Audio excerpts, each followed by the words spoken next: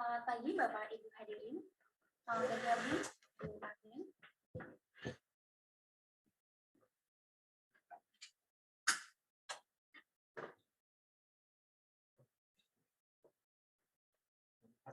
Izin Bapak Ibu hadirin untuk dapat kami mulai.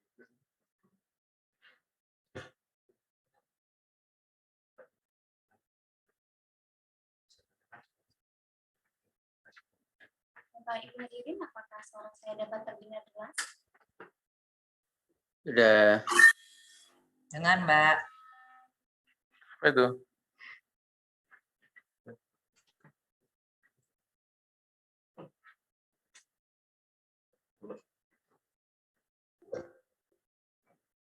Bapak Ibu hadirin, apakah suara saya dapat terdengar jelas?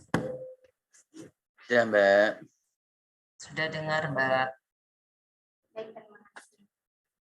Mohon izin Bapak Ibu hadirin akan segera memulai webinar pada pagi hari ini. Assalamualaikum warahmatullahi wabarakatuh. Selamat pagi dan salam sejahtera. Assalamualaikum warahmatullahi wabarakatuh. Yang terhormat, Direktur Pengaturan Pendaftaran Tanah dan Ruang APBNKMH. Yang kami hormati, Kepala Pusat Pengembangan Anustiasa.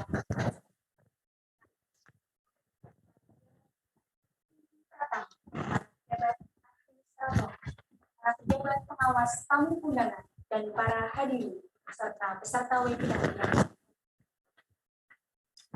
Selamat datang di acara webinar bertemakan kepesertaan BPJS Kesehatan dalam layanan pendaftaran peralihan hak atas tanah atau hak milik atas satuan rumah susun karena jual beli.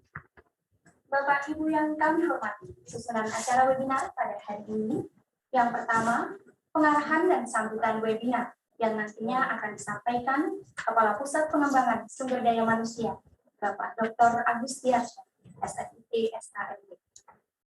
Selanjutnya, pemberian materi oleh narasumber webinar kita hari ini yang sedianya akan disampaikan oleh Bapak Insinyur Suyus Pinggayani, MAPPSC, selaku Direktur Jenderal Penetapan Hak dan Pendaftaran Tanah. Namun karena kesibukan dan adanya kegiatan yang tidak dapat diwakilkan, maka dari itu narasumber kita pada hari ini akan diwakilkan oleh Direktur Pengaturan Pendaftaran Tanah dan Ruang, Ibu Andi Tendri Abid, APBNH. Dan sebagai moderator webinar hari ini, kita akan dipandu langsung oleh Pak Inyo Cancer Hetari, APBNH. Bapak Ibu yang kami hormati, selanjutnya kami persilahkan kepada moderator untuk memandu acara webinar kita hari ini. Tapi sebelumnya, izinkan saya untuk membacakan kurikulum vitae dari beliau. Beliau dengan nama lengkap Inyo Cancer Hetari, riwayat pendidikan terakhir beliau S2 Magister Hukum. Beliau juga telah meraih berbagai penghargaan, sehingga terakhir beliau menjabat sebagai menjadi suara ahli media di PTSDM Kementerian ATR. Kepada beliau, Pak Inyo, kami silakan. Silakan.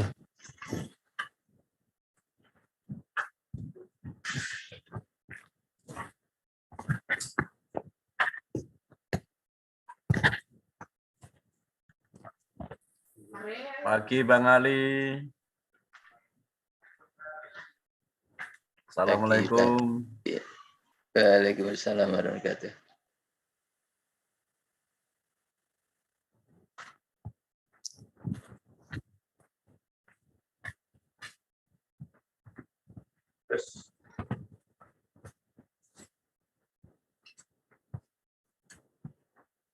Mohon izin, apakah suara saya kedengaran? Kapan mudik Bojonegoro nih? Putus-putus Pak Inyo.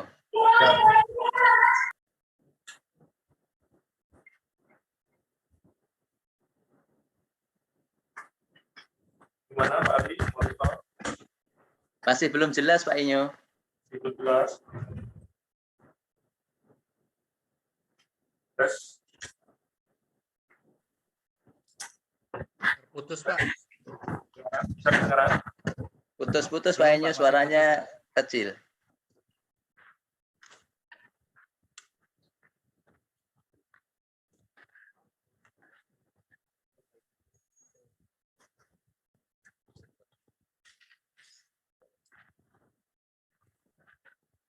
Bali bisa kedengeran? Sekarang agak Oke, bagus, Pak bagus. Inyo. Iya. Sekarang lebih bagus.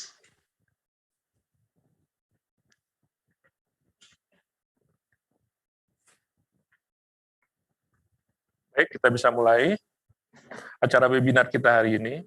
Assalamualaikum warahmatullahi wabarakatuh. Waalaikumsalam. Selamat pagi, salam sejahtera buat kita sekalian. Shalom, Om Swastiastu, Namo Buddhaya, salam kebajikan. Selamat bertemu kembali Bapak Ibu peserta acara webinar yang diselenggarakan oleh Pusat Pengembangan Sumber Daya Manusia Kementerian Agraria dan Tata Ruang, Badan Pertanahan Nasional, yang biasa kita kenal dengan sebutan PPSDM Kementerian ATR BPN. Perkenalkan, nama saya Ijo Hetari, selaku moderator yang memandu jalannya acara webinar hari ini. Saat ini saya sebagai Widyaswara Ahli Madya di Kementerian ATR BPN. Webinar kali ini mengangkat tema kepesertaan BPJS Kesehatan dalam layanan pendaftaran peralihan hak atas tanah atau hak milik Satuan Rumah Susun karena jual beli. Adapun narasumber pada webinar hari ini adalah Ibu Andi Tenri Abeng, APTNH MH. Beliau saat ini menjabat sebagai Direktur Pengaturan Pendaftaran Tanah dan Ruang pada Direktorat Jenderal Penetapan Hak dan Pendaftaran Tanah Kementerian ATR BPN. Bapak Ibu peserta webinar yang saya hormati, sebagai pembuka acara webinar hari ini, mari bersama kita menyimak sambutan dari Bapak Dr. Agustiarsa, SSID, SHMP, selaku Kepala Pusat Pengembangan Sumber Daya Manusia Kementerian ATR BPN, selaku penyelenggara webinar hari ini. Kepada yang terhormat Bapak Agustiarsa, dipersilakan. Baik, terima kasih Pak Inyo. Selamat pagi menjelang siang Bapak Ibu sekalian. Bismillahirrahmanirrahim. Assalamualaikum warahmatullahi wabarakatuh. Waalaikumsalam. Yang kami hormati dan kami banggakan Ibu Direktur Pengaturan Pendaftaran Tanah dan Ruang, Ibu Andi Tenri Abeng, APTNH MH. Selamat pagi Ibu. Kemudian yang kami hormati para pejabat pimpinan tinggi pratama, para pejabat administrator, para pejabat pengawas, seluruh tamu undangan, narasumber, dan moderator yang hadir di ruangan Zoom ini, kemudian seluruh peserta webinar yang berbahagia. Bapak Ibu sekalian, terima kasih. Saya pikir di pagi ini semua penuh semangat ya untuk bisa mendapatkan sosialisasi di webinar yang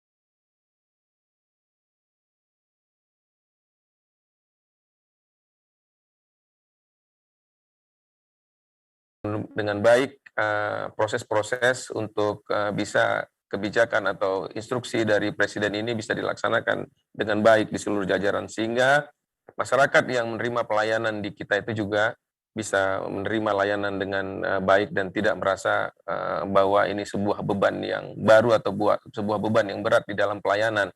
Nah, seperti apa nanti kebijakan-kebijakan ini dilakukan, bagaimana kantor-kantor pertanahan menyikapi ini, bagaimana Kanwil menyikapi ini, dan mengapa ini begitu penting bagi kita, nanti akan lebih secara gamblang dijelaskan oleh Ibu Direktur di dalam pemaparan beliau di webinar ini. Dan tentunya dengan dipandu oleh Pak Inyo, yang tadi CV-nya sudah dijelaskan oleh MC, kita juga cukup yakin bahwa webinar ini akan sangat bermanfaat dan cukup menarik. Jadi ikuti webinar ini dengan tuntas, ikuti webinar ini dengan baik, kemudian nanti apa-apa hal yang harus didiskusikan, kita diskusi dengan cukup baik, dan kalaupun setelah selesai webinar ini kita berdiskusi dimanapun, semakin cukup bekal ilmu ataupun pengetahuan yang kita dapat. Saya pikir ini webinar yang cukup baik, kita tidak boleh melewatkan ini, dan kita benar-benar harus bisa menyimak ini sampai akhir. Mudah-mudahan memberi manfaat. Akhirnya dengan mengucapkan selamat mengikuti webinar kepesertaan BPJS Kesehatan dalam layanan pendaftaran peralihan hak atas tanah atau hak milik atas satuan rumah susun karena jual beli di Kementerian Agraria dan Tata Ruang Badan Pertanahan Nasional tahun 2022. Semoga dengan webinar ini, para peserta diharapkan mampu mengetahui kepesertaan BPJS Kesehatan dalam layanan pendaftaran peralihan hak atas tanah atau hak milik atas satuan rumah susun karena jual beli, dan dengan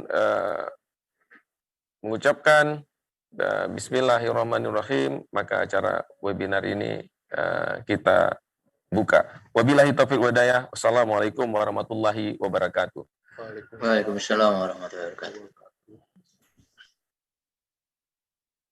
Terima kasih Bapak Agus Tiarsa selaku Kepala PPSDM Kementerian ATR BPN yang sudah menyampaikan sambutannya dan sekaligus membuka acara webinar kita hari ini dengan tema kepesertaan BPJS Kesehatan dalam layanan pendaftaran peralihan hak atas tanah atau hak milik atas satuan rumah susun karena jual beli. Sebagaimana kita ketahui bersama, bahwa Kementerian ATR BPN merupakan bagian dari kementerian atau lembaga pemerintah untuk menjalankan instruksi Presiden nomor 1 tahun 2022 tentang optimalisasi program jaminan kesehatan nasional. Untuk itu, para aparatur sipil negara atau ASN Kementerian ATR BPN bertugas untuk memastikan bahwa pemohon yang mengajukan permohonan pendaftaran peralihan hak atas tanah atau hak milik atas satuan rumah susun adalah anggota dari BPJS Kesehatan. Berkenaan dengan hal tersebut, maka para ASN di lingkungan Kementerian ATR BPN sangat diharapkan mempunyai pemahaman yang jelas atas permohonan pendaftaran peralihan hak atas tanah atau hak milik atas satuan rumah susun yang diajukan oleh pemohon sebagai anggota BPJS Kesehatan. Untuk itu, pada kesempatan ini, mari kita memperhatikan dan ikuti paparan dari Ibu Andi Tenri Abeng yang akan menjelaskan hal tersebut. Ibu Andi Tenri Abeng sangat dikenal di lingkungan Kementerian ATR BPN dengan sapaan Ibu Abeng. Adapun riwayat pendidikan Ibu Abeng dapat saya sampaikan sebagai berikut. Beliau menempuh pendidikan Diploma 3 di Akademi Pertanahan Nasional Yogyakarta, jurusan pertanahan, dan lulus pada tahun 1992. Kemudian, beliau melanjutkan pendidikan Diploma 4 pada jurusan perpetaan di Sekolah Tinggi Pertanahan Nasional Yogyakarta dan lulus tahun 1995. Beliau juga menempuh pendidikan Strata 2 Ilmu Hukum dari Universitas Jayabaya, Jakarta, dan lulus pada tahun 2011, dan Strata 2 Magister Management pada Institut Pertanian Bogor, dan lulus pada tahun 2016. Ibu Andi Tenri Abeng saat ini menjabat sebagai Direktur Pengaturan Pendaftaran Tanah dan Ruang pada Direktorat Jenderal Hak Tanah dan Pendaftaran Tanah Kementerian ATR BPN. Sebelumnya, beliau pernah menjabat sebagai Kepala Kantor Wilayah Badan Pertanahan Nasional Provinsi Banten. Kepada yang terhormat Ibu Andi Tenri Abeng, kami persilakan, Bu. Terima kasih Kak Inyo, Pak Moderator yang sangat saya kagumi. Terima kasih kepada Pak Kapus PPSDM, ini adik yang sangat luar biasa. Teman-teman semua yang hadir dalam Zoom webinar ini, yang saya tahu semuanya adalah insan-insan Kementerian ATR BPN yang luar biasa, yang sangat humble dan memang menjadi kader-kader kita Kementerian ATR BPN di masa kini dan masa yang akan datang. Saya lihat ini banyak sekali yang hadir, sudah lebih dari 260 peserta dalam webinar ini. Assalamualaikum warahmatullahi wabarakatuh. Selamat pagi, salam sejahtera untuk kita semua. Om Swastiastu untuk teman-teman yang di Bali dan juga seluruhnya yang ada dalam webinar Zoom meeting ini yang saya hormati, saya sayangi, dan saya cintai. Sekali lagi ucapan terima kasih kami sampaikan kepada Bapak Agustiarsa sebagai Kapus PPSDM, penyelenggara webinar ini, memberi kesempatan kepada kita, Direktorat Jenderal PHPT, untuk mensosialisasikan adanya Impres 1 2022 di lingkungan internal, ya, di internal kita sendiri. Terima kasih Pak Kapus, dan minta maaf, memang sedianya Pak Dirjen yang akan menghadiri, akan membawakan sosialisasi tentang Impres ini yang diwajibkan diinstruksikan kepada Kementerian ATR BPN, tetapi karena ada satu hal yang tidak bisa beliau tinggalkan sehingga ditugaskan kepada saya. Saya minta maaf, ini bukan keinginan saya ya Pak Kapus, memang Pak Dirjen tidak bisa mengikuti, sehingga mudah-mudahan tidak mengecewakan pada teman-teman yang hadir, termasuk teman-teman PPSDM. Saya akan mencoba membawakan tentang apa sih itu yang diinstruksikan kepada kita di Kementerian ATR BPN oleh Presiden dalam Impres nomor 1 tahun 2022. Mudah-mudahan semua bisa, suara saya kedengeran nggak?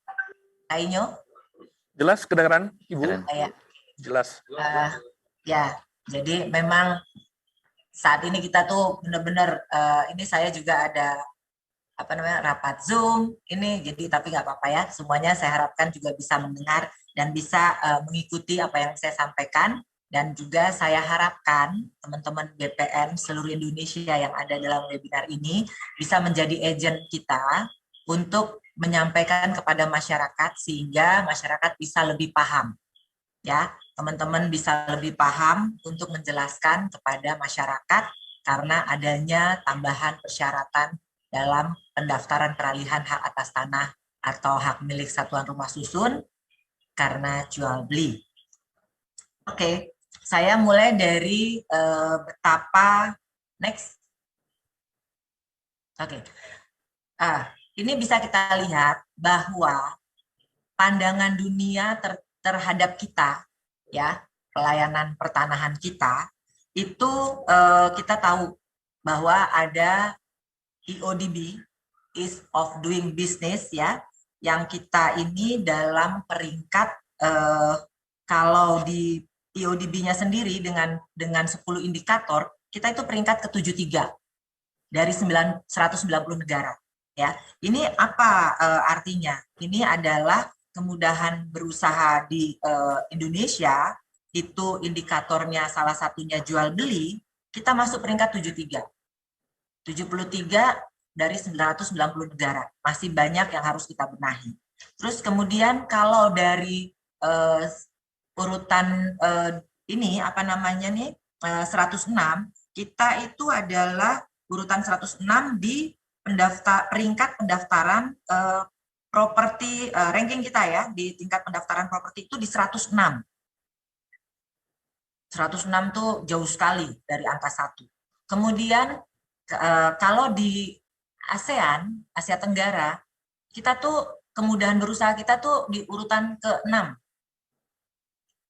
Ya, nah artinya kita masih harus lebih banyak lagi berusaha untuk meningkatkan peringkat ini.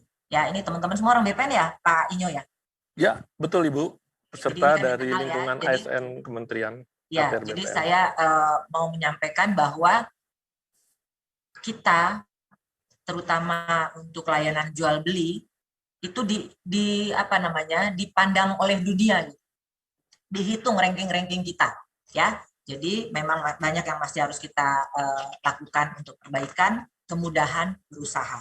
Ini saya membawa teman-teman semua bahwa ujungnya nanti adalah peralihan hak jual beli yang masuk dalam Inpres. Kemudian next, nah ini hanya contoh ya. Kami memberikan contoh bahwa 6 prosedur dalam IODB 2020 itu harus berlaku selama 28 hari, sangat panjang ya.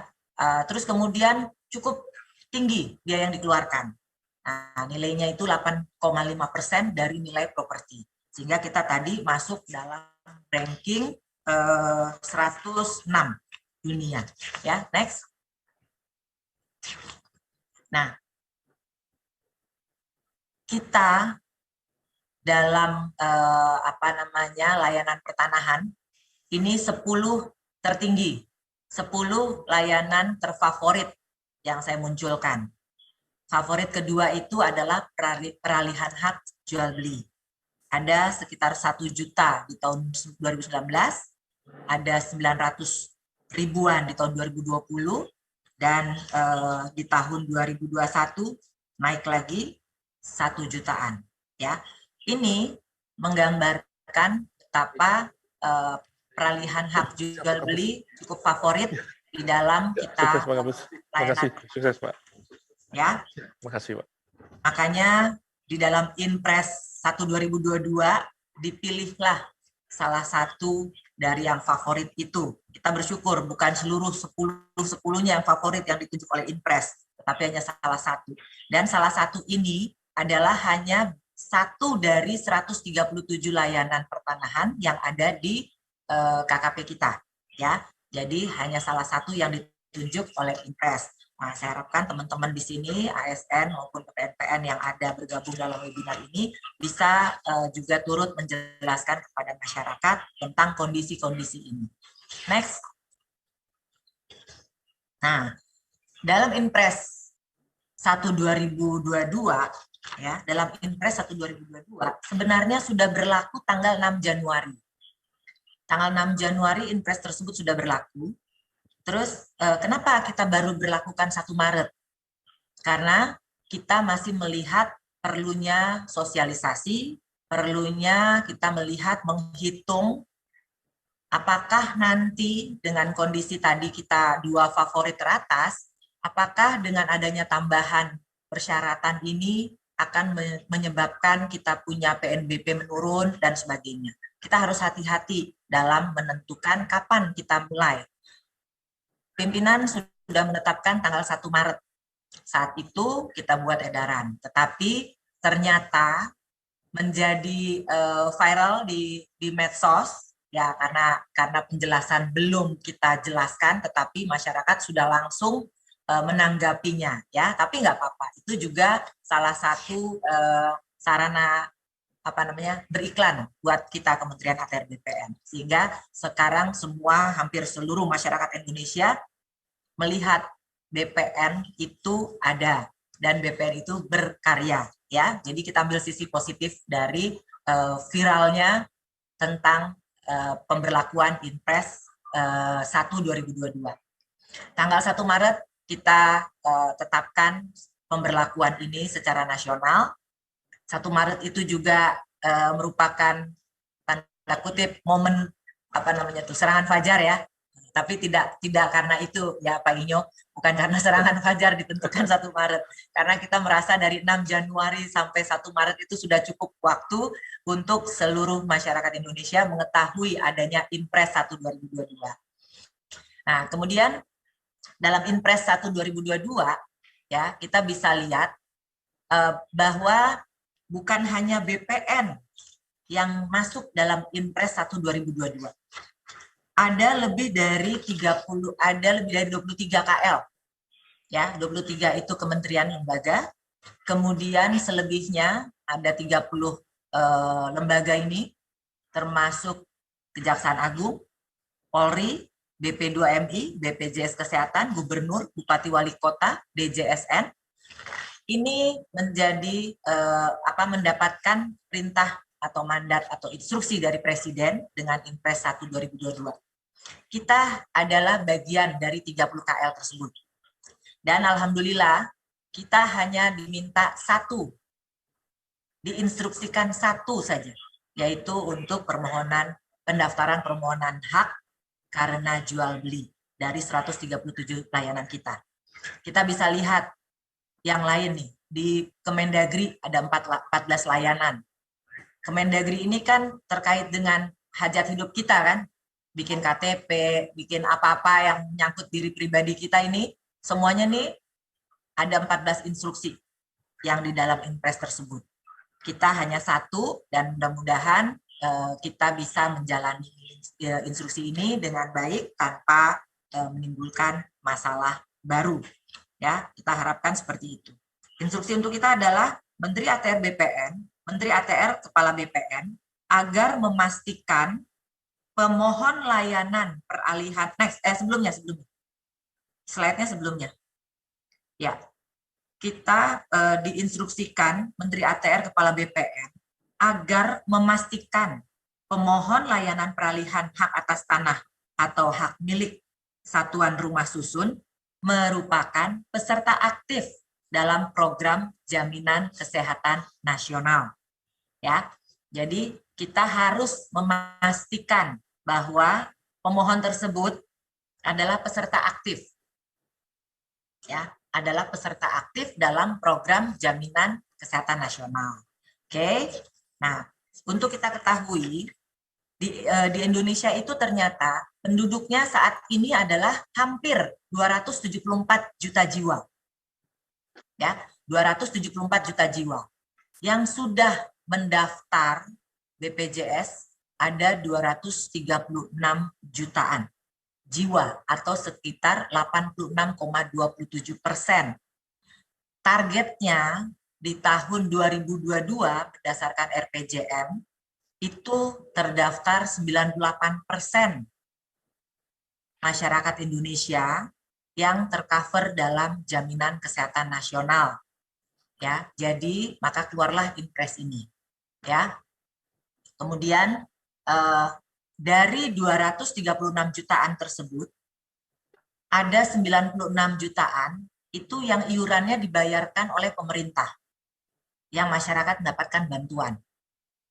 Kemudian itu pemerintah pusat. Kemudian pemerintah daerah juga membayarkan iuran 39,8 juta penduduk di daerahnya masing-masing.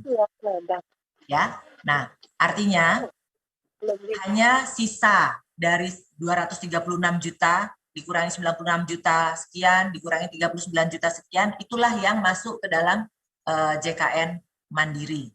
Ya, ini yang ingin yang diperintahkan oleh Presiden kepada kita untuk memastikan bahwa mereka yang mengikuti mendaftarkan layanannya ke kita merupakan peserta aktif program JKN. Next. Oke, lanjut ya. Nah, ternyata kewajiban JKN ini sudah ada sejak Undang-Undang Nomor 24 Tahun 2011. Jadi bukan ujuk-ujuk tahun 2022. Dan sanksinya pun sudah ada di dalam Undang-Undang 24 tersebut. Ya, Undang-Undang 24 Tahun 2011. Kemudian keluar PP Nomor 86 Tahun 2013 bahwa tata cara pengenaan sanksinya. Jadi di undang-undang itu sudah merupakan kewajiban pemberi kerja wajib secara bertahap daftarkan dirinya dan pekerjanya. Kemudian setiap orang selain pemberi kerja, pekerja dan penerima bantuan iuran yang memenuhi persyaratan kepesertaan dalam program jaminan sosial wajib mendaftarkan dirinya dan anggota keluarganya sebagai peserta pada BPJS. Artinya ini wajib sudah sejak tahun 2011 dengan Undang-Undang Nomor 24. Oke. Nah, kemudian di dalam undang-undang itu juga ada sanksi. Ada sanksi administratif, ada berupa teguran tertulis dan denda, ya, dan pengenaan sanksi itu juga sudah diterapkan, sudah ada PP-nya pelaksanaannya, tata cara pengenaan sanksi administratifnya, ya, kepada pemberi kerja dan orang per orang. Oke, kemudian di Perpres 18 tahun 2020 yang terbaru itu dalam RPJMN itu tadi yang saya sampaikan sudah ditargetkan 98% penduduk Indonesia masuk dalam program jaminan sosial nasional. Oke, sampai sini jelas ya. Juga Presiden sudah direkomendasikan oleh KPK dan BPK untuk pelaksanaan Undang-Undang 24 2011 ini, ya. Kemudian dengan Inpres ini tadi sudah saya sampaikan, Menteri ATR Kepala BPN agar memastikan pemohon layanan peralihan hak atas tanah atau hak milik satuan rumah susun adalah peserta aktif dalam program JKN, program Jaminan Kesehatan Nasional. Dikeluarkanlah surat edaran Pak Dirjen untuk menyatakan bahwa Inpres ini sudah kita akan berlakukan. Kemudian surat Dirjen juga, ya, kita sudah mengeluarkan ada 3 surat sebenarnya. Karena yang surat terakhir itu termasuk tata cara, ya. Next, termasuk tata cara dan persyaratan-persyaratannya. Nah, ini. Jadi persyaratan jual beli kita sudah tahu. Dan nomor 11 ini ditambahkan tertera fotokopi kartu BPJS pemohon. Ini untuk saat ini. Tapi kalau nanti sistem kita sudah berjalan, saat ini masih dibangun antara BPJS dengan Pusdatin kita. Kalau sudah berjalan tidak perlu lagi menyampaikan fotokopi, ya, kartu BPJS. Nah, fotokopi kartu BPJS ini bagi yang sudah terdaftar. Tapi di dalam edaran kita, dalam edaran Pak Menteri itu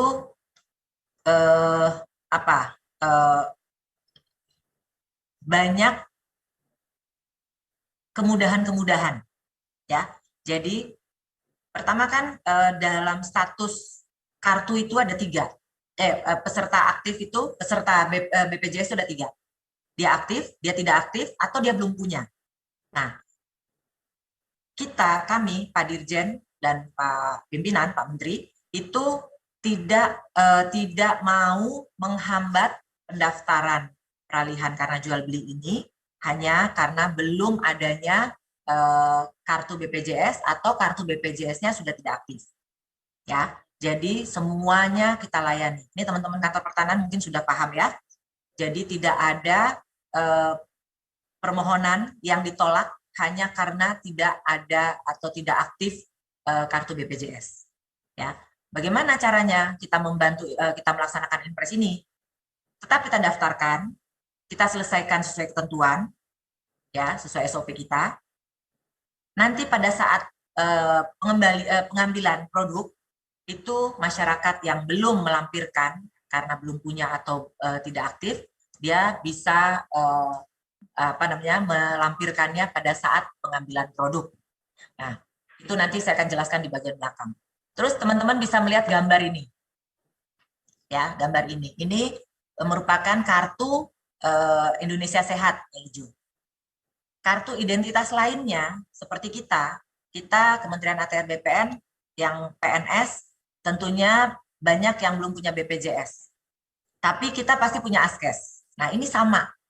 Di dalam di dalam sistemnya BPJS, kalau kita membawa Askes dia langsung terkonek. Jadi nomornya ini Askes kita sudah masuk ke dalam data JKN dalam BPJS. Jadi tidak harus kepesertaan BPJS itu dengan kartu BPJS kesehatan ini. Kita pegawai negeri bisa dengan Askes. Kemudian kalau yang sudah punya kartu Indonesia Sehat itu lebih baik. Jadi semua tidak ada yang ditolak sepanjang dia merupakan jaminan kesehatan nasional. Ya, sampai di sini teman-teman paham ya. Terutama kita nih PNS. Jadi tidak perlu juga kita mengganti kartu.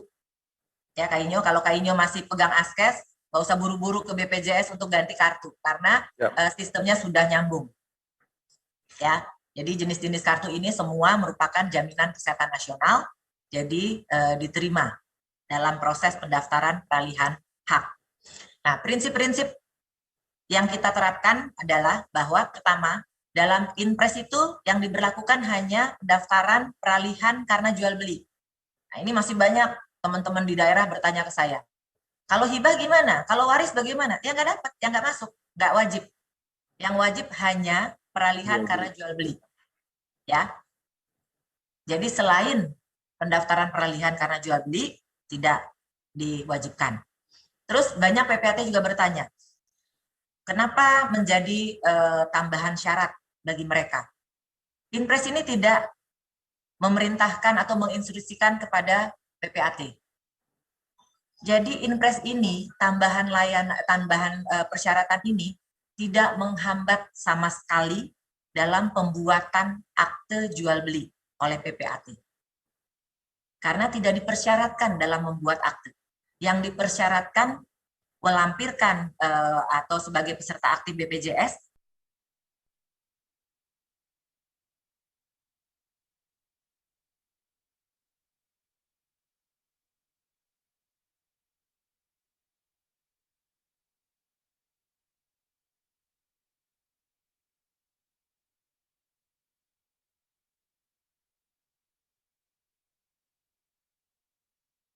nanti mereka harus melampirkan bukti kepesertaan aktif BPJS. Artinya tidak ada yang PPAT yang terhambat pekerjaannya, ya. Terus kemudian apa nih? Dikenakan persyaratan kepesertaan ini hanya dikenakan kepada pembeli. Jadi kalau teman-teman Kanta, kalau masyarakat datang, dia yang diwajibkan kita minta kartu BPJS-nya atau kita lihat kepesertaan aktifnya itu hanya pembeli. Penjual dan sebagainya sudah tidak. Ya, hanya pembeli yang dilampirkan. Oke. Terus kemudian bagaimana kalau dia WNA? Kalau WNA yang wajib adalah yang sudah bekerja paling singkat 6 bulan. Paling singkat 6 bulan.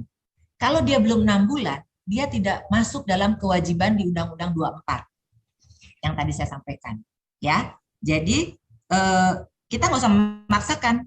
Kalau pembeli hak pakai adalah WNA, dia baru prolekitas, dia belum 6 bulan di sini, jangan dipaksa minta BPJS-nya sampai nggak bisa didaftarkan, jangan. Dia belum wajib, dia tidak terkena dalam instruksi ini. Terus bagaimana kalau dia badan hukum? Badan hukum tadi saya sudah sampaikan bahwa pemberi kerja wajib ya memiliki BPJS dirinya dan pekerjanya. Nah, dalam badan hukum yang kita mintakan adalah BPJS pimpinan perusahaan tersebut. Ya, salah satu direksi yang mewakili direksi, direktur yang mewakili direksi itu yang bertanda tangan di akte juga bisa. Itu yang kita mintakan kepesertaan keaktifan BPJS. Ya, jadi teman-teman Kanta udah clear di ini ya, di hal ini ya. Terus kemudian ini tadi yang saya sampaikan. Apabila pada saat penyampaian berkas pemohon belum dapat melampirkan kartu BPJS, itu karena dua hal. Pertama karena sudah tidak aktif, karena tidak bayar jadi tidak aktif, atau memang belum. Nah, itu tidak boleh dihambat. Tetap kita proses sepanjang semua sudah memenuhi syarat di 1/2010. Ya, tetap diproses, tapi nanti di Pusdatin sudah membuat di dalam kalau dia belum aktif atau dia belum punya, di dalam kartu STTD tanda terimanya itu ada note. Ada note bahwa pada saat pengambilan itu harus melampirkan bukti keaktifan dari kartu BPJS. Nah, kemudian bagaimana? Berarti kan masyarakat yang belum punya harus mendaftar dulu. Sementara SOP kita nih 5 hari, SOP pendaftaran di BPJS itu 14 hari. Ya, nanti saya akan jelaskan di slide berikutnya. Terus ini kita sedang mengintegrasikan sistem ya, sehingga nanti kita tidak perlu lagi melampirkan fotokopi. Cukup melihat dari sistem integrasi antara BPJS dengan BPN. dengan KKP kita sehingga akan lebih memperlancar proses di loket. Next, ini saya lanjutkan. Nah, ini kalau dia begitu mendaftar, dicek dalam portalnya BPJS, ternyata statusnya tidak aktif itu artinya ada tunggakan. Jadi tidak diaktifkan lagi. Nah, sementara untuk mengaktifkan mereka itu harus membayar. Tidak semua orang mampu membayar lunas karena mungkin tunggakan udah sekian tahun. Ada kebijakan di BPJS itu dengan pembayaran bertahap. Mereka istilahkan dengan rehab. Ya. Sampai 24 bulan. Nah, artinya begitu masyarakat membayar cicilan pertama, note yang ada di tanda terima itu sudah menjadi gugur, sehingga pada saat selesainya sertifikat diproses, bisa diambil cukup dengan memperlihatkan bukti bayar cicilan pertama. Ya, Pak teman-teman Kanta, udah clear ini ya. Terus kemudian kalau data tidak ditemukan pada saat di portal, data tidak ditemukan, itu artinya belum menjadi peserta. Nah, untuk menjadi peserta, dia bisa masuk ke dalam web service-nya BPJS, mendaftar online. Kemudian kita tidak usah tunggu sampai selesai pendaftaran itu, dia mendapatkan kartu baru, terus dia bawa ke kita dengan posisi aktif. Tidak perlu. Cukup masyarakat membawa screenshot atau tangkapan layar virtual account. Jadi pada saat masyarakat mendaftar di web service-nya, webnya BPJS, nanti akan keluar virtual account. Jadi cukup ini yang ditampilkan oleh masyarakat, itu note di dalam STTD kita itu menjadi gugur. Masyarakat boleh mengambil sertifikat yang telah selesai.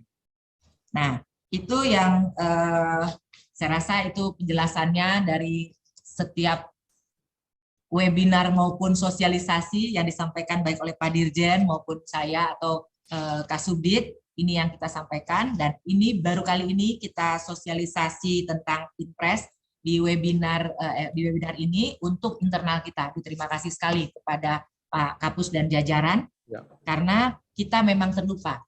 Kita sudah sosialisasi ke PPAT, kita sudah sosialisasi ke masyarakat umum, tetapi ke internal kita, kecuali di lingkungan PHPT, ini kan seluruh ya, bukan hanya PHPT. Di lingkungan PHPT, ini baru ini kita lakukan. Saya ucapkan sekali lagi terima kasih Kak Inyo atas diundangnya kami ini dalam sosialisasi ini. Pak Kapus dan jajaran, terima kasih. Dan teman-teman semua, mudah-mudahan apa yang saya sampaikan pemahamannya sama dengan apa yang teman-teman kerjakan di kantor pertanahan.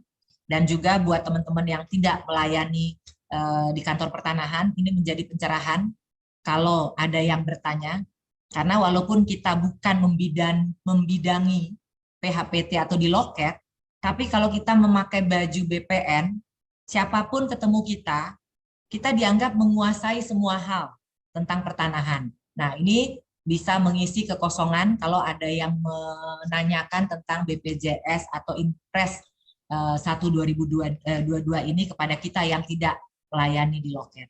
Terima kasih atas perhatiannya.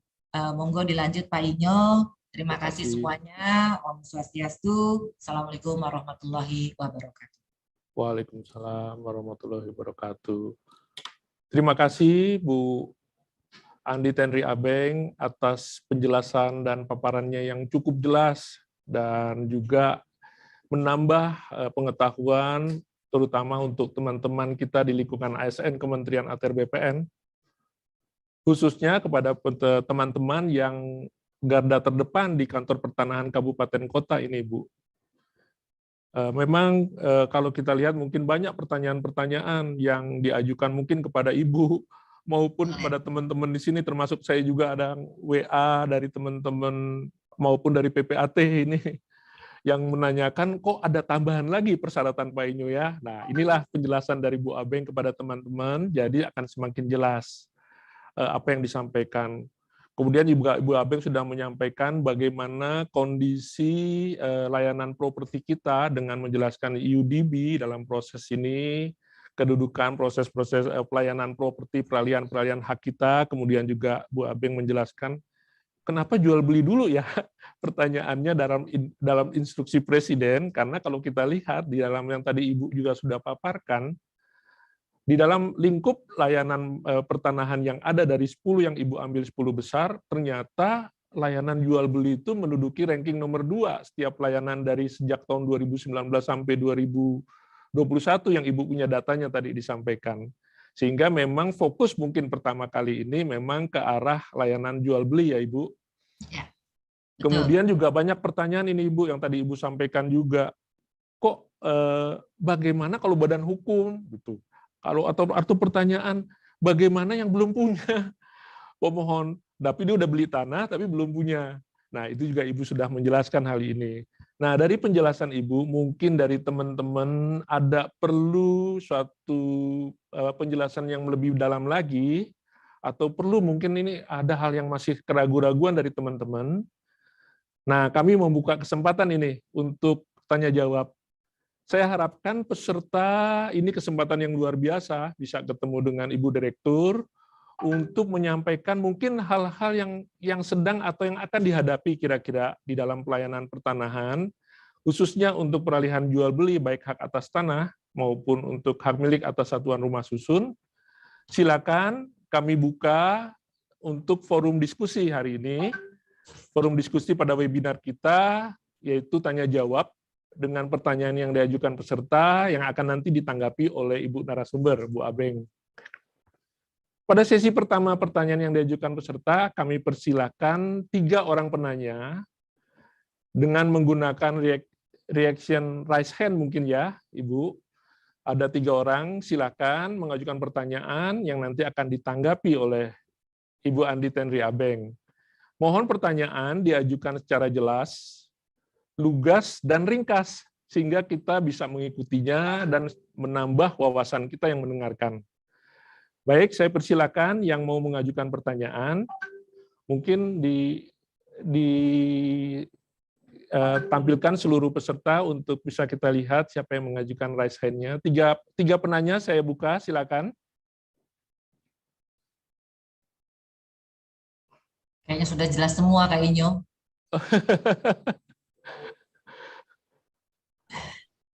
Oh, Pak Ali. Oh, ada Pak Ali Hindarto. Beliau Widya Iswara di PPSDM, sahabat saya ini Bu Abeng. Sahabat saya juga Pak Inyo.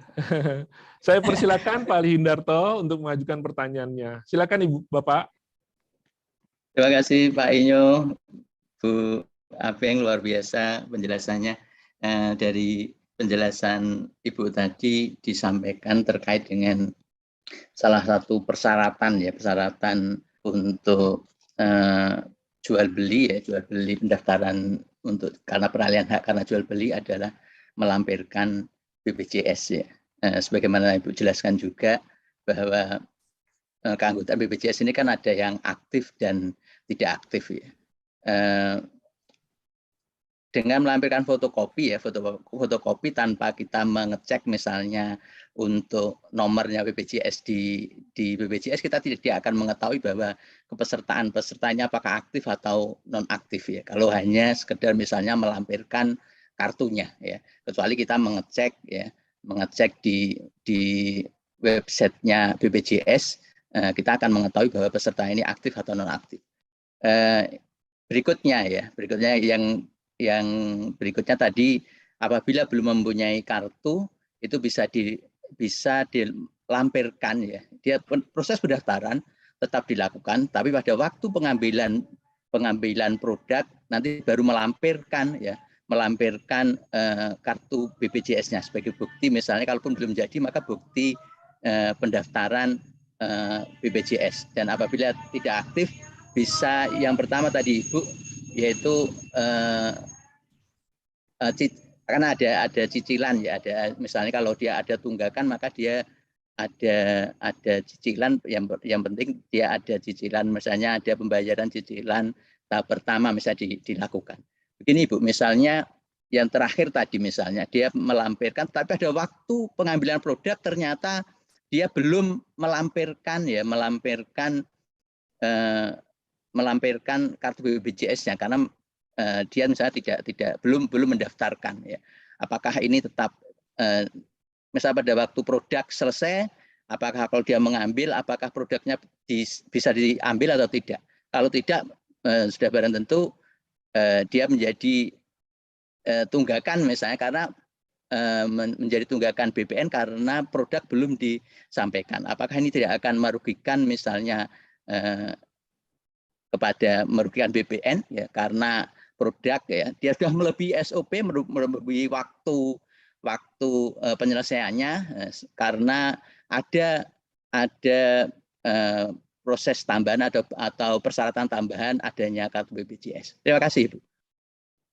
Terima kasih Pak Ali atas pertanyaannya. Jadi ada 2 Pak Ali ini menanyakan Ibu mengenai peserta aktif dan tidak aktif. Sudah ada apakah dapat dijelaskan lebih lanjut kemudian Ibu. Yang kedua, kalaupun misalnya dia bukan peserta yang belum menjadi anggota, tetapi produk sudah jadi. Karena ini proses memakan waktu misalnya, sehingga menjadi tunggakan kantor pertanahan. Itu mungkin Pak, inti dari pertanyaan Pak Ali, 2 pertanyaan itu. Silakan Bu Abeng untuk penjelasannya. Silakan Ibu. Terima kasih Pak Ali. Pertanyaannya cukup baik sekali. Jadi supaya saya juga lebih menjelaskan dengan detail ya.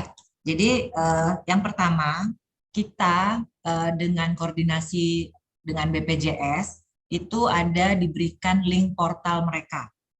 Ya, teman-teman seluruh kantor pertanahan sudah diberikan link portal untuk melakukan pengecekan.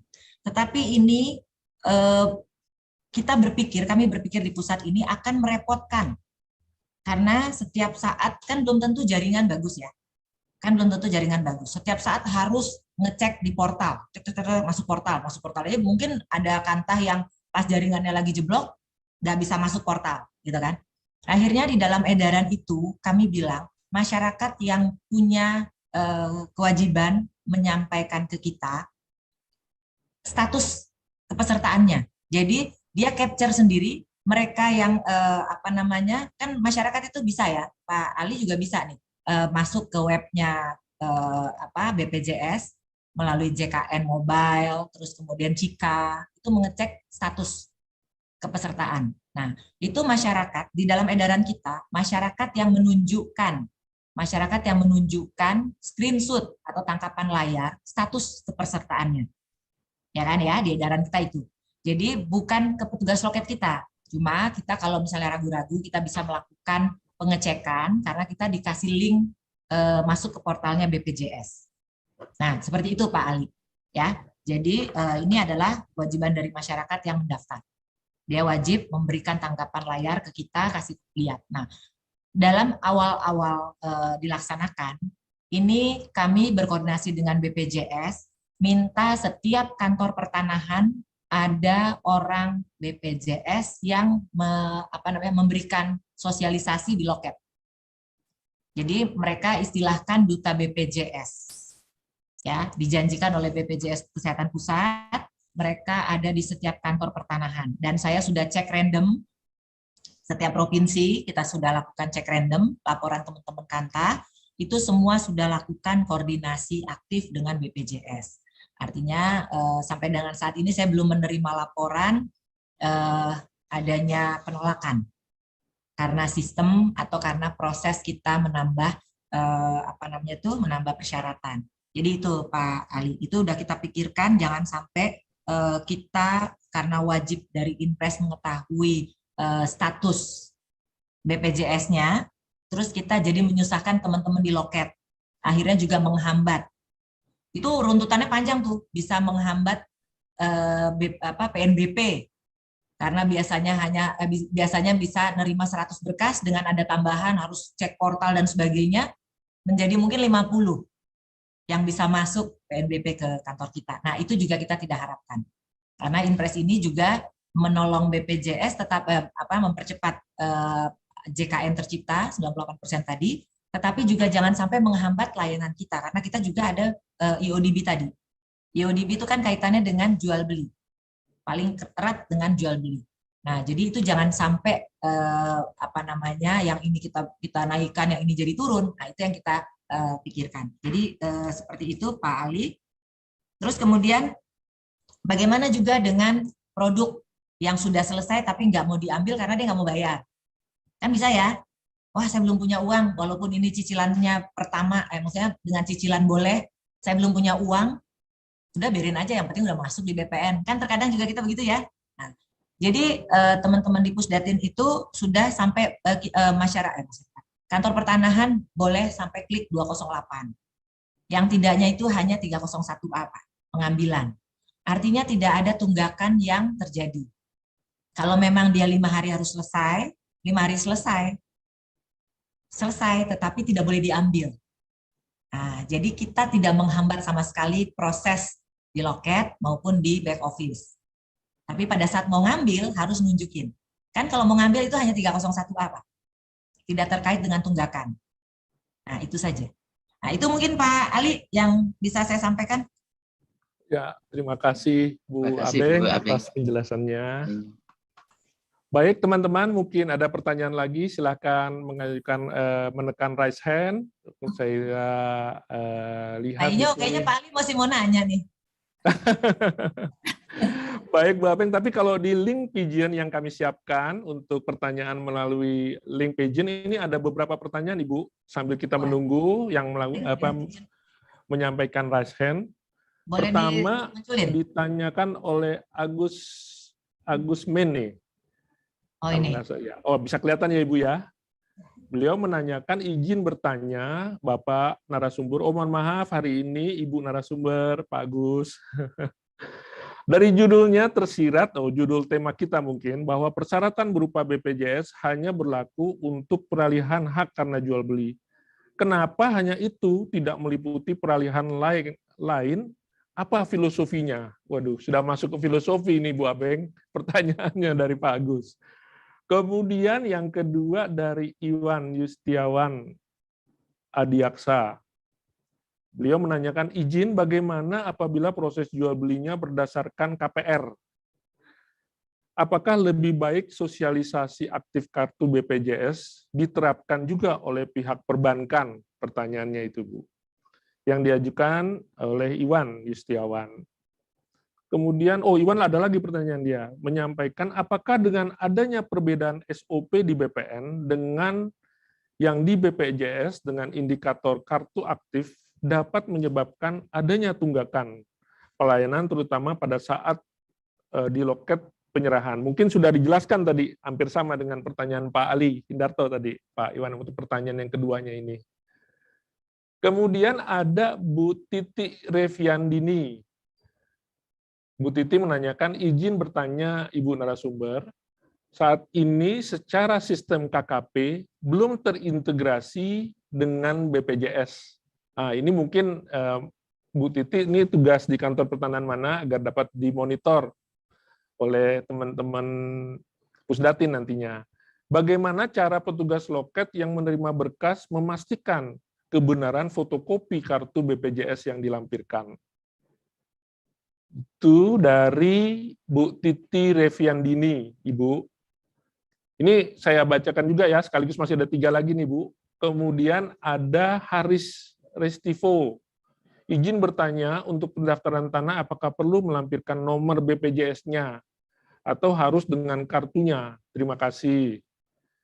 Kemudian Normaya menanyakan, mohon izin bertanya, untuk peralihan hak jual beli yang pembelinya adalah beberapa orang, apakah wajib melampirkan semua fotokopi kartu peserta BPJS atau boleh hanya diwakili 1 orang pembeli? Nah, ini menarik juga ini Ibu, pertanyaannya kalau pembelinya ini merupakan kepemilikan bersama.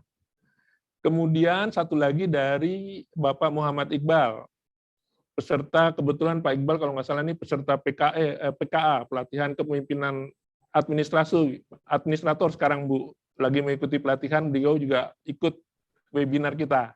Izin bertanya agak teknis, bagaimana jika terdapat pemohon peralihan karena jual beli, di mana pembeli adalah karyawan pada perusahaan yang telah ditanggung oleh asuransi kesehatan lain.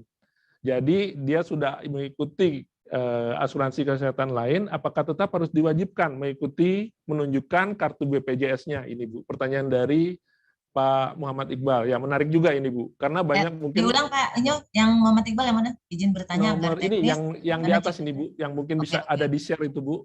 Di mana pembeli adalah karyawan sama- pada perusahaan yang telah ditanggung oleh asuransi Oleh kesehatan asuransi lainnya. kesehatan lain. Ya, gitu, Bu. Oke. Itu beberapa pertanyaan saya borong nih, Bu, saya sampaikan, tapi bisa kelihatan ini mulai dari bawah nih, Bu. Mulai dari bawah. Silakan mungkin diturunin sedikit, Mas Hafiz, biar Ibu bisa ikuti ya. Ini saya urut dari bawah, Bu, pertanyaannya. Ya, silakan Ibu. Oh, udah langsung jawab ya. Oke. Ya. Yang pertama, ini di paling atas Pak Agus. Yang tadi Pak Iwan mana? Oh ini. Apa? Tadi Pak Agus. Pak Agus mana tadi? Pak Agus pertanyaannya mana? Agus main ya? Ya, Agus main, Bu. Agus main. Agus Ini. pikiran.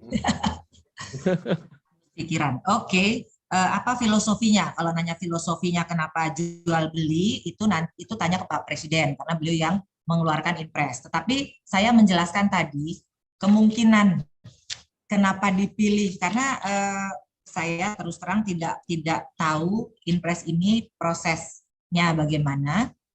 Yang jelas setelah jadi impres itu kami baru tahu. Jadi kalau tadi saya menganalogkan, tadi sudah dijelaskan juga oleh Pak Inyo, ya saya sudah jelaskan awalnya, kemudian ditegaskan oleh Pak Inyo, karena peralihan hak ini top 10 yang nomor 2 dari layanan pertanahan kita, gitu ya. Kalau saya melihatnya itu, maka dipilih. Kita bersyukur hanya 1, jadi tidak terlalu merepotkan. Ya Pak Agus, kalau misalnya 10 top 10 ini harus dengan BPJS, betapa rumit, tambah rumit gitu ya. Nah, tapi kalau ditanya apa filosofinya, apa ya Pak Inyo, bisa dibantu ya? Kami hanya bisa menjelaskan secara teknis yang ada di kita dari data-data. Tapi kalau secara filosofi, boleh tanya ke Pak Presiden. Oke ya, mohon maaf Pak Agus. Ini Pak Agus dari kantor mana ya? Atau dari orang luar? Pak Agus masih pikiran, Bu, karena Agus main. Orang pusat, Bu. Oke, ini ada one comment. One comment-nya nggak bisa dibuka ya kayaknya ya. Oke, yang kedua Pak Iwan, kalau KPR bagaimana? Kalau KPR kan tetap melampirkan akte jual beli ya? Ya kayaknya ya, orang mendaftarkan, dia kita pakai KPR, tapi peralihan haknya kan jalan. Ya, tetap pakai jalan. Jual beli. Ya. Nah, tadi udah saya jelaskan, tetap yang terima pembeli. Ya. Nah, masalah nanti harus dari bank, udah diedukasi, itu nanti ke depan akan kita lakukan, termasuk kepada PPAT. Walaupun sekarang PPAT tidak tersangkut sama sekali pada saat pembuatan akte. Ya, terus waktu pembuatan KPR, bank tidak tersangkut sama sekali. Hanya pada saat pendaftarannya di kantor pertanahan baru dimintain. Ya, jadi Pak Iwan, ini Pak Iwan mana ya? Iwan Yustiawan Adiaksa dari Kantah mana ini? Nah, jadi begitu.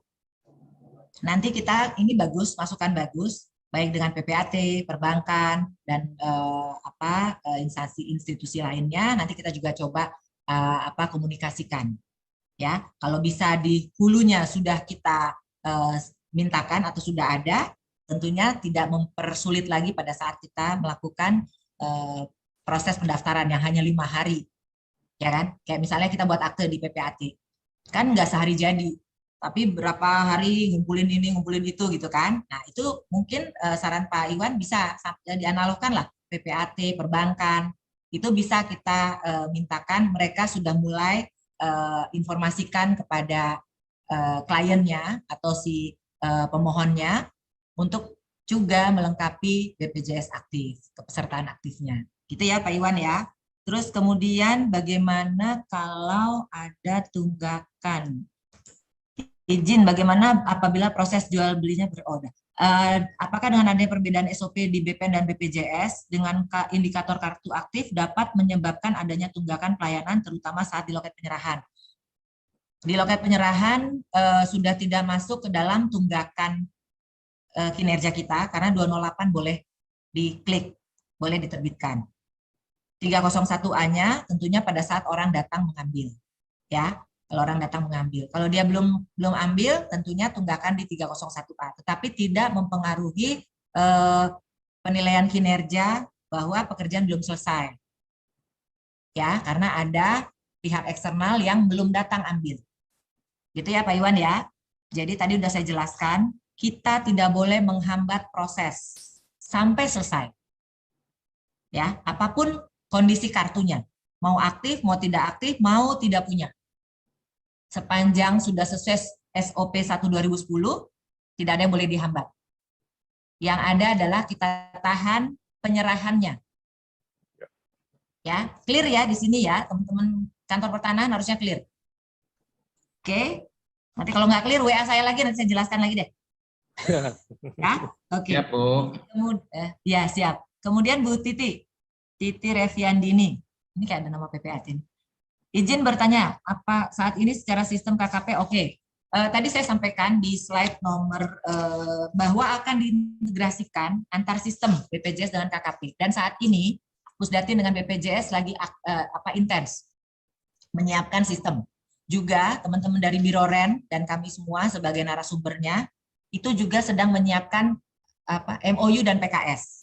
Jadi sistem ini kalau mau host to host itu harus ada PKS, harus ada MOU. Nah, ini sedang disiapkan. Kita harapkan secepatnya selesai. Nah, selama belum ada sistem, tadi saya sampaikan, kalau tadi tercatat bahwa pemohon melampirkan kartu, padahal di edaran itu kartu lagi apa namanya fotokopi. Nah, itu di edaran cukup melampirkan fotokopi screenshot, ya di edarannya Pak Dirjen itu jelas disebutkan bahwa pemohon itu melampirkan screenshot atau tangkapan layar itu deh bahasanya. Ya, melampirkan screenshot. Nah, masyarakat itu ya peserta JKN ini bisa mengakses melalui mobile JKN, melalui Cika, Chat Assistant JKN yang dengan WA. Itu langsung terjawab. Statusnya aktif, tidak aktif, atau tidak ditemukan. Tadi sudah saya sampaikan di slide terakhir, ya Pak. Bu Titi ya, Bu Titi. Jadi untuk yang integrasi KKP dengan sistem BPJS masih dalam proses. Sementara ini kita hanya mengandalkan screenshot. Kalau kita tidak yakin, kan di screenshot ini sebenarnya tidak bisa dibohongin. Tapi kalau orang mau bohong bisa-bisa saja. Ya, kalau kita tidak yakin, kita bisa mengakses melalui portal webnya BPJS yang untuk internal kita. Kalau kita belum punya, teman-teman kantor pertanahan sudah berkoordinasi dengan BPJS. Minta dengan duta BPJS untuk linknya. Dan kami sudah minta untuk duta BPJS ada di kantor pertanahan dalam masa peralihan ini, sebelum sistem jadi. Nah, jadi kalau teman-teman yang masih ada di sini, seluruh kantor pertanahan se-Indonesia ini, kalau ada BPJS yang tidak berkoordinasi ke kita, walaupun kewajiban kita yang koordinasi dengan BPJS di dalam surat edaran Pak Dirjen, itu tolong dilaporkan ke kami. Kalau ada kantor BPJS yang tidak proaktif dengan kantor pertanahan, tolong dilaporkan ya, Bu Titi. Jadi seperti itu dan teman-teman semua. Terus kemudian Bu Titi ya. Terus kemudian Pak Haris ya. Izin bertanya, untuk pendaftaran tanah, apakah perlu melampirkan nomor BPJS-nya atau harus dengan kartunya? Ini tadi saya jelaskan juga ya. Sudah dijelaskan, udah Bu. Ya. Screenshot tangkapan layar. Di situ udah kelihatan kok. Aktif, tidak aktif, atau belum ada. Mohon izin bertanya, untuk peralihan hak jual beli yang pembelinya ada beberapa orang, apakah wajib melampirkan semua fotokopi kartu BPJS atau kepesertaannya, atau boleh diwakili? Semua. Karena di sini tadi udah saya jelaskan, yang dimintakan kartu BPJS-nya adalah pembeli. Bukan perwakilan pembeli. Berarti semua ini Bu ya? Pembeli. Kalau pembelinya ada 3 ya, pembelinya ada 10 dalam akte ya. Ya, ini clear ya, karena pembeli. Kalau pembeli artinya semua pembeli. Kemudian izin, bagaimana bila proses jual belinya berdasarkan tadi udah saya jawab. Tadi sudah Ibu. Ya. Ini yang menarik juga Pak Muhammad Iqbal ini Bu bertanyanya. Mana sih Muhammad Iqbal? Paling atas. Yang paling atas ya. Bertanya, agak teknis. Bagaimana jika terdapat pemohon peralihan hak karena jual beli di mana pembeli adalah karyawan pada perusahaan yang telah ditanggung oleh perusahaan kesehatan lainnya. Tadi saya sampaikan contoh-contoh kartu JKN, ya, contoh-contoh kartu JKN. Kalau dia tidak masuk dalam konteks JKN yang harus mewadahi 274 jiwa penduduk Indonesia, ya, itu tidak berlaku. Jadi misalnya perusahaan dia mengambil asuransi swasta, maksudnya ini kan ya, asuransi swasta, misalnya asuransi kesehatan yang swasta, bukan yang di JKN, itu tidak berlaku.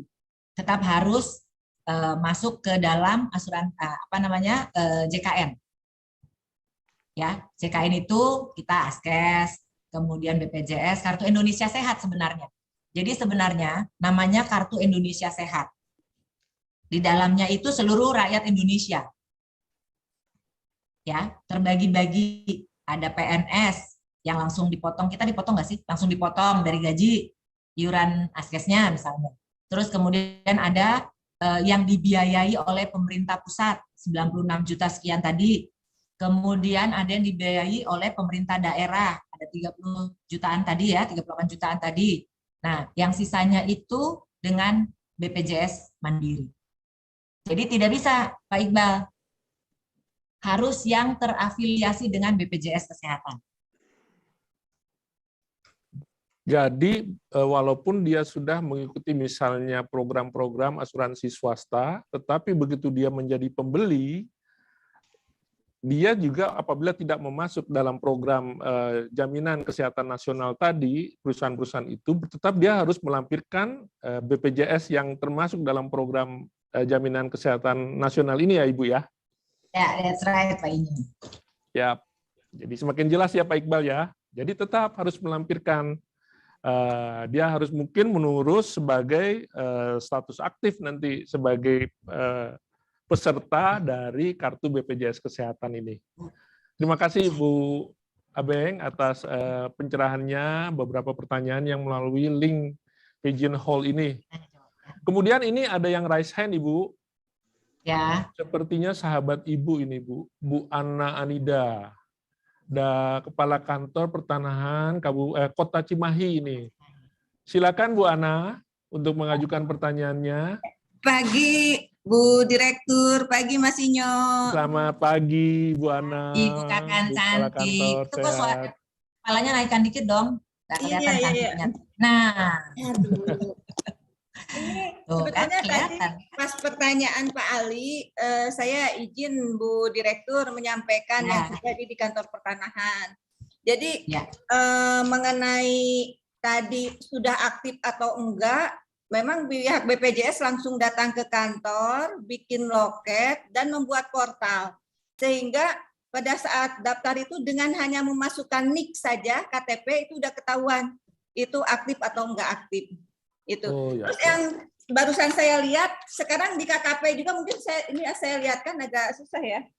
Di KKP juga sekarang di print-printan ini sudah terlihat di sini BPJS-nya itu aktif atau tidak aktif. Jadi di KKP sudah ada. Jadi kalau menurut saya nggak ada masalah sama sekali gitu. Alhamdulillah. Ya bahwa masyarakat dari BPJS-nya sendiri sangat support ke kita dan itu sama sekali kita tidak menghambat peralihan karena semua kita terima. Baik yang belum terdaftar maupun belum aktif semua kita terima. Terus apabila pun belum terdaftar dan minta didaftarkan, kita minta ke BPJS supaya disediakan khusus di kantor BPJS supaya dipermudah dan tidak dipingpong. Jadi kalau saya selama ini sih berjalan dengan sangat baik. Itu mungkin masukan untuk gambaran Pak Ali. Tadi izin Bu Dir dan Mas Inyo hanya menyampaikan yang kami laksanakan. Terima kasih. Iya. Terima izin, Bu. kasih. Terima kasih Bu Ana. Bu Abeng, izin mumpung ada kepala kantor ini Bu. Jadi malah saya jadi sebagai moderator mau lihat aplikasi di lapangannya ini Bu Ana. Jadi kira-kira dari yang Bu Ana lihat sejak berlakunya digunakannya KKP kita mulai 1 Maret kalau tidak salah diaktifkan. Ya. Kira-kira Ibu lihat sebenarnya lancar-lancar saja, tidak ada tunggakan ya, seperti dikhawatirkan teman-teman ini. Betul. Kalau selama ini kan kita memang sampaikan bahwa jangan sampai ada tunggakan, terima semua. Dan dari kita, tapi kita cek aktif atau enggak aktif, disampaikan kepada pemohonnya untuk diaktifkan. Itu berkas kita terima semua. Sampai nanti pada saat pengambilan, itu nanti diperlihatkan screenshot-nya. Yang kita lihat hanya screenshot-nya tadi. Jadi nggak usah lagi pakai kartu segala macam. Oh ya, baik Ibu. Jadi lancar, saya syukur. Iya, Syukur Ibu, iya. jadi ini bisa lancar, kerjaan Ya, kita juga amin. lancar, juga kita bisa memenuhi instruksi Presiden ini, ya. Amin. Ya, makasih Bu Ana. Mungkin ada teman-teman dari kantor pertanahan lain memberikan masukannya. Mumpung ketemu ada Bu Direktur di sini terkait dengan pelaksanaan dari Instruksi Presiden nomor 1 tahun 2022 serta surat edaran Pak Dirjen nomor 1 tahun tanggal 25 Februari kemarin ini. Mungkin mohon masukannya dari peserta webinar terkait dengan pelaksanaan dari Inpres ini, Inpres nomor 1 tahun 2022. Mungkin sambil menunggu Ibu, ini belum ada yang raise hand. Ini ada pertanyaan juga di chat Ibu. Ini diajukan, mohon diturunin coba pertanyaannya, Fis. Di chat Bagaimana jika pemohon baru? dari RR Diah Pratiwi ini, Bu. Ya. Bagaimana jika pemohon baru saja sebagai peserta BPJS, tetapi kartu BPJS belum jadi? Apakah dibolehkan mengambil sertifikat dengan menunjukkan kartu pendaftaran BPJS-nya? Jadi baru daftar tapi belum jadi, bisa ngambil hasilnya dari pendaftaran peralihan hak yang diajukannya, Ibu. Iya, tadi saya jelaskan. Coba deh, slide saya halaman terakhir. Berarti saya punya penjelasan kurang jelas ya, Kak Inyo ya? Atau Ya, kecepatan ya saya ngomong ya? Jadi, mungkin perlu penekanan-penekanan kali, Bu. Ya, jadi Bu Dia, nah ini, kalau dia belum, kalau data tidak ditemukan, tadi Bu Ana udah bilang, status ini dengan mengetik NIK, keluar semua ya Bu Ana tadi ya, di portalnya, terus jadi ada aktif, tidak aktif, atau tidak ditemukan. Kalau tidak ditemukan tuh berarti belum terdaftar, gitu kan? Kemungkinan NIK-nya juga belum valid atau belum terdaftar. Kalau belum terdaftar, karena proses pendaftaran mereka membutuhkan 14 hari kerja, sementara kita proses hanya 5 hari. Jadi kita hanya mintakan pada saat pendaftaran, mereka tuh akan keluar bukti virtual account. Jadi jangan melihat kelas, seluruh kelas boleh. Walaupun dia datang orang kaya raya, tapi dia hanya ngambil kelas 3, jangan ditolak. Ya, tidak mengenal kelas kita. Nah, ini contoh virtual account. Cukup dengan ini, kita tidak usah sampai melihat dia sudah bayar atau belum. Ya, nggak usah. Jadi bukti mereka masuk ke dalam portal di BPJS, kemudian mendapatkan virtual account. Itu juga udah bisa, Bu Dia.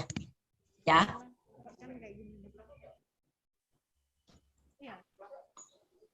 Cukup jelas, Bu Dia, yang disampaikan Ibu Direktur. Ya, jadi dengan menunjukkan virtual account aja sudah bisa itu sebagai pendaftar baru di sini untuk mengambil hasilnya.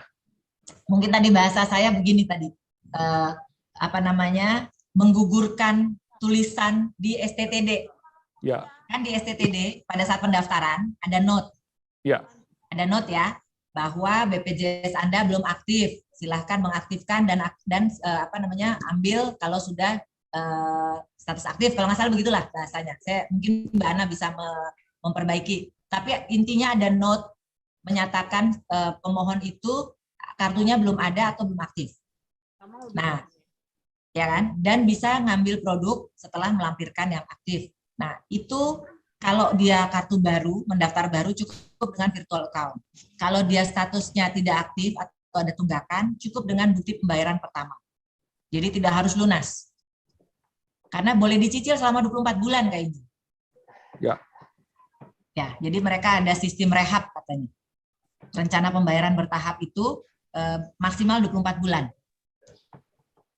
Ya, 24 bulan maksimal. Iya. Ya, baik Ibu. Itu tadi mungkin bahasa saya yang menggugurkan note. Nah, itu mungkin yang teman-teman, atau mungkin suaranya nggak jelas. Mbak Dia boleh undang saya ke kantor Mbak Dia deh, saya main-main ke tempat Mbak Dia. Baik Ibu, cukup jelas ya Bu Diah ya, apa yang dipaparkan oleh Bu Direktur. Kemudian ini sambil menunggu juga, ini belum ada pertanyaan Ibu yang diajukan dengan mengajukan raise hand.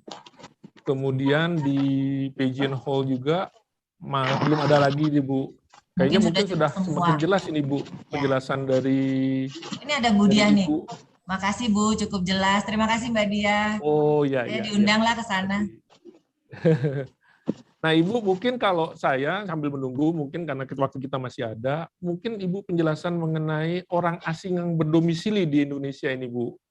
Misalnya dia membeli suatu satuan rumah susun, bagaimana dia apakah juga melampirkan terkait dengan BPJS aktif ini Bu.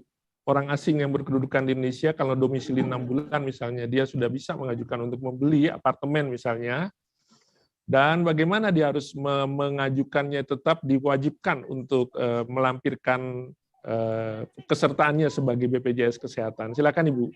Ya, terima kasih Pak Inyo. Jadi Inpres ini,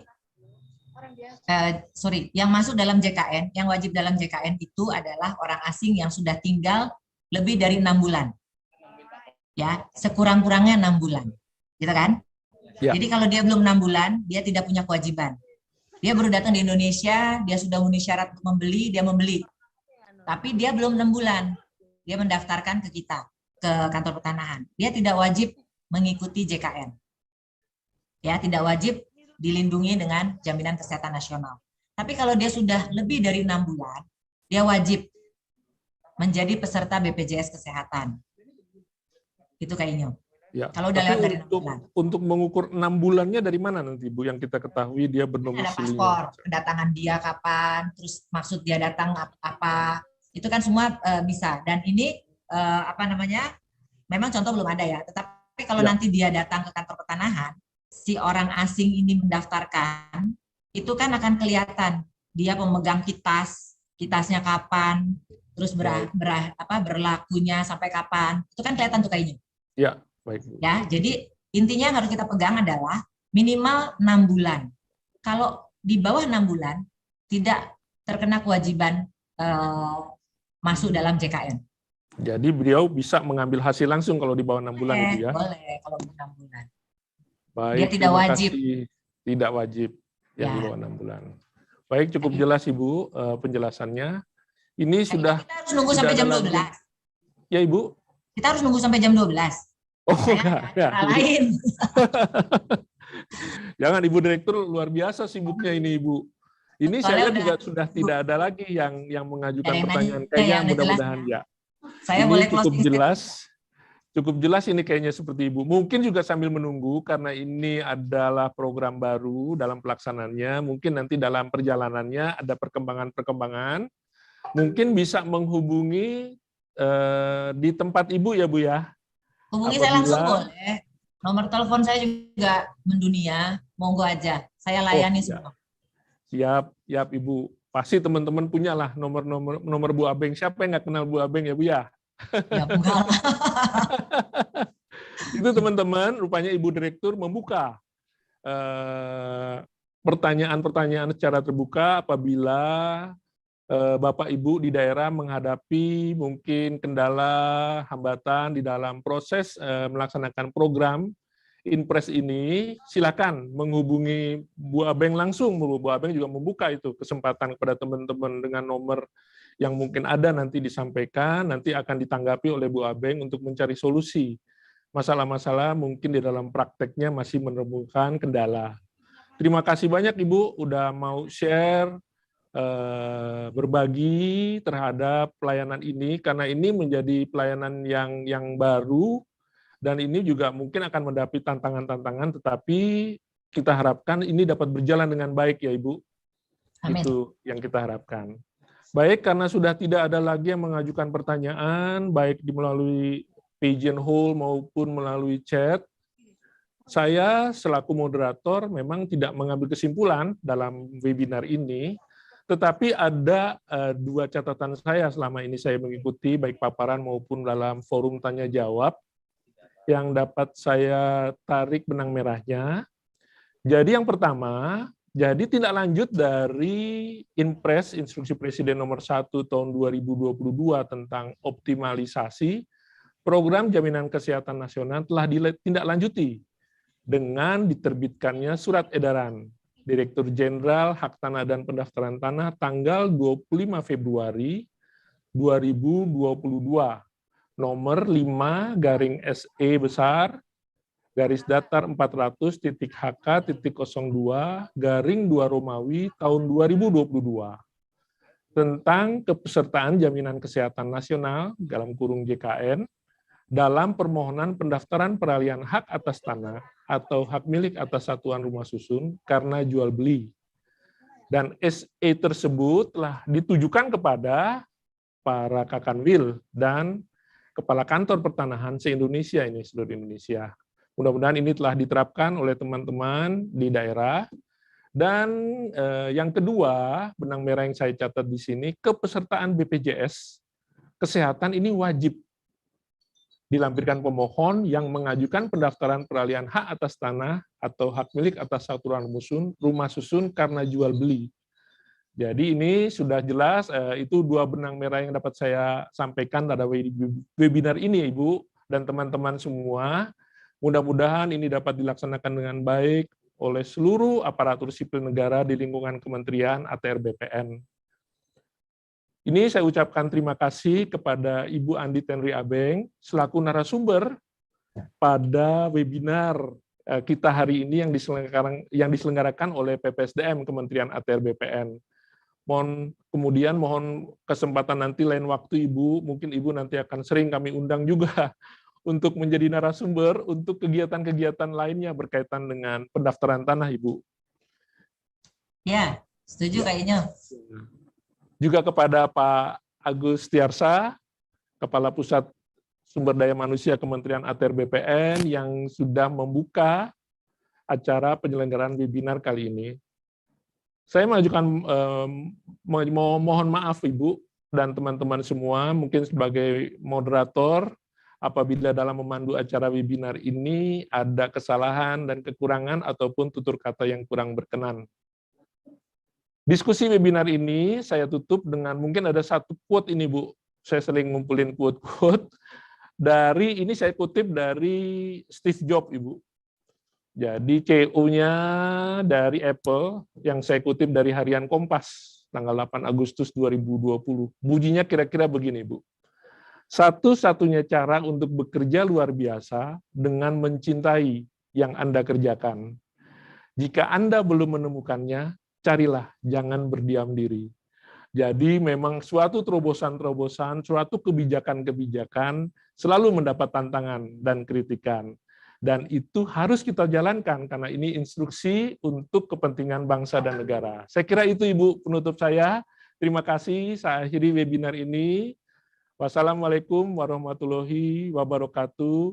Om Santi Santi Hom. Terima kasih, Ibu. Makasih Kak Inyo. Kalau ada masalah kasih tahu saya ya.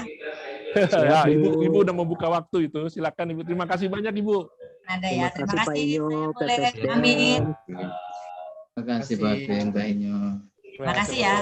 Kak Inyo terima kasih banyak. Terima kasih. Terima kasih. Terima kasih Ibu Bapak. Terima kasih. Saya live ya. Ya, terima kasih Ibu.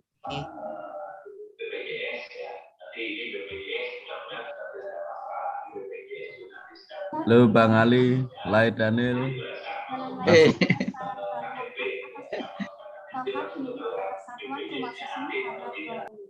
Terima kasih kepada para hadirin yang telah bergabung. Salam sehat untuk kita semua, tetap patuhi protokol kesehatan. Semoga Allah selalu memberikan kita barokah pada setiap langkah dan kita. Dari taufiq wal hidayah. Wassalamualaikum warahmatullahi wabarakatuh. Waalaikumsalam warahmatullahi wabarakatuh. Mas Jarwadi. Gimana Mas Daniel?